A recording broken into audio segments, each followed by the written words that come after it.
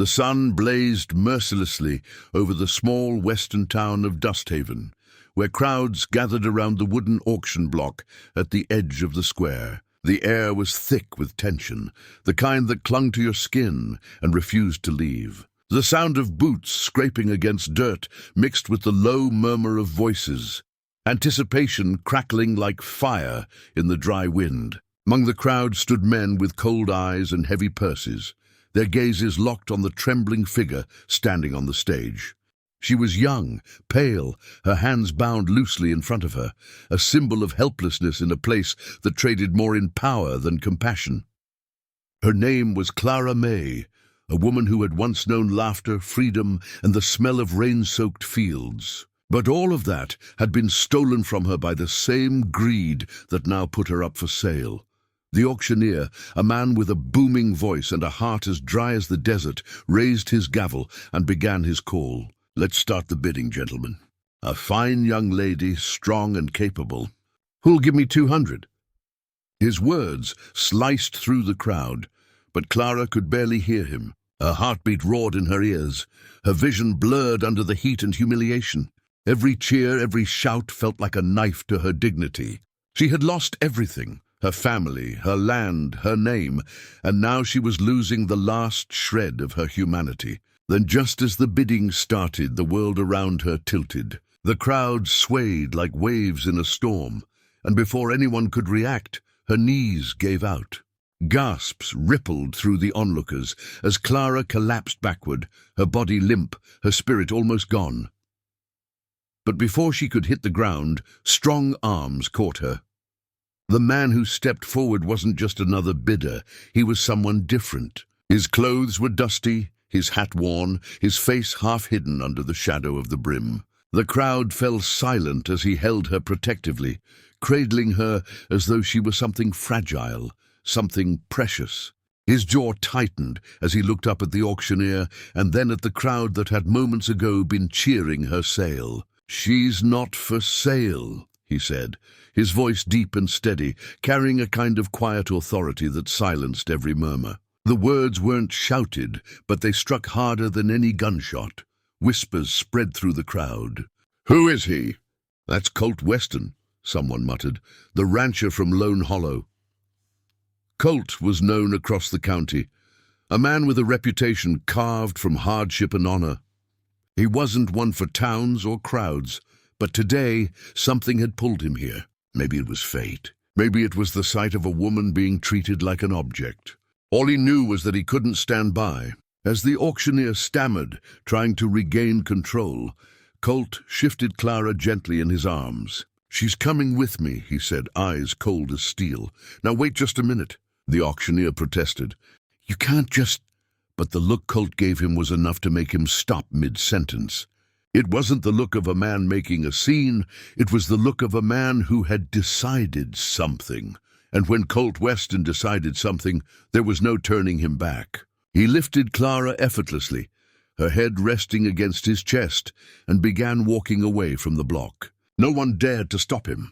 The crowd parted like the Red Sea, and for the first time in a long while, Clara was being carried not toward despair, but toward safety. When she woke up hours later, the soft scent of leather and cedar filled her nose. She was lying on a bed in a cozy cabin, wrapped in a blanket that smelled faintly of the outdoors. The last thing she remembered was the auction, the dizziness, the heat, and then a man's voice saying those words, "She's not for sale." Her heart trembled with confusion. Why had he helped her?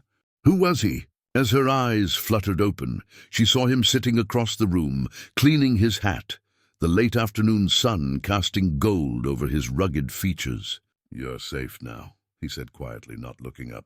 "You fainted back there." "Why?" she whispered, her voice cracked. "Why did you stop them?" He looked at her finally, his eyes the color of storm clouds. "Because no one deserves to be treated like that. Not while I'm standing there."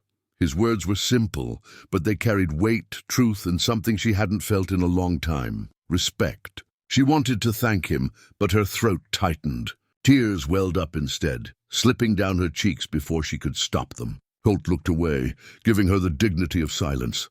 He wasn't a man used to comforting others, but something about her broke through the walls he'd built around himself. Maybe it was the pain in her eyes, or maybe it was the way she looked at him, not with fear, but with something like trust. Days passed, and Clara began to regain her strength. She helped around the ranch, her gentle nature shining through the shadow of her past. Colt, though reserved, couldn't help but notice the quiet courage in her. The way she smiled when she thought no one was watching. The way she faced her fears each morning, determined to start over. Their conversations were few at first, but slowly they grew. About the land, the stars, the things they'd both lost. Somewhere between the silence and the sunsets, something unspoken began to grow between them. But the world outside wasn't done with them yet. Word spread that the auctioneer and his men were looking for Colt, furious that he'd interfered. One evening, as the wind carried the scent of rain, Colt saddled his horse and looked toward the horizon. "If they come, you stay inside," he told Clara. She shook her head, fear glinting in her eyes. "They'll hurt you," she said softly. He gave a faint smile. "I've been hurt before." When the men came, Colt stood his ground, every inch the cowboy people whispered about, strong, steady, and unyielding. The confrontation ended quickly. A few words, a few threats, but no blood spilled. When he returned to the cabin, rain began to fall, soft and steady. Clara met him at the door, her heart pounding. "You could have been killed," she said. He brushed the rain from his hat and looked at her with quiet intensity. "Some things are worth standing for," he replied, "and you were one of them." In that moment, Clara realized that freedom wasn't just being unchained. It was being seen, valued, and protected. Colt had given her that. She stepped closer, tears mixing with rain, and whispered, "Thank you for seeing me." He smiled faintly. "You're not for sale, Clara May. You never were." As the fire crackled behind them and the storm rolled across the plains, their story began, not one born from pity, but from courage, redemption, and love that no amount of gold could ever buy. If this story touched your heart, don't forget to subscribe for more powerful cowboy love stories that stir your soul and remind you real love can't be bought, it's earned.